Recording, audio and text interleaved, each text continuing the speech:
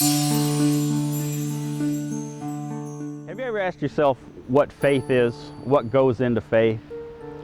I know that's probably a strange question, but if we don't know what the ingredients of faith are, how are we going to know if we've got faith? It's like trying to bake a chocolate cake. You may want a chocolate cake, but if you don't know what the ingredients are, how are you going to make one? Faith is like that. You have to know what the main ingredients of faith are so that you know that you've got it in your life.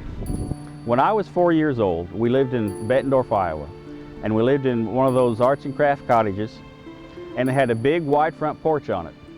And when I was 4, I wanted to jump off of that porch one day, and I was scared, standing on the edge. I'd look at the dirt, look at the porch, look at the dirt.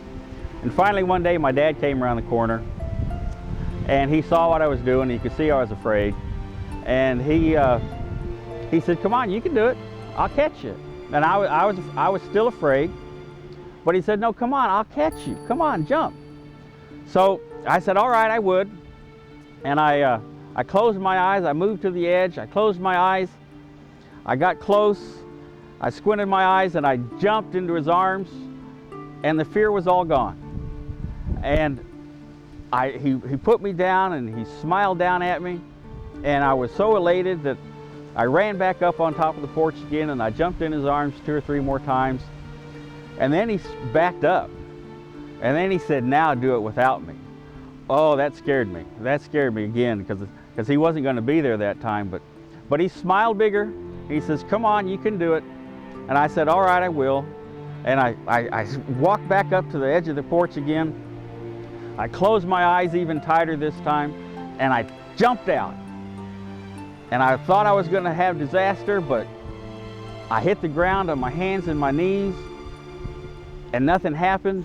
And I was so happy. I stood up and I wiped the dust and everything off my knees and my hands, and I looked at my dad, and he smiled down at me and said, "See, I told you, you were just fine." When I jumped in my father's arms, that was a God moment. That was one of those times you just can't explain. When everything breaks through and you see the world in a whole new way. That's what God moments are all about. I'm David Cornell, and I'm the author of God Moments. And we all have problems in life.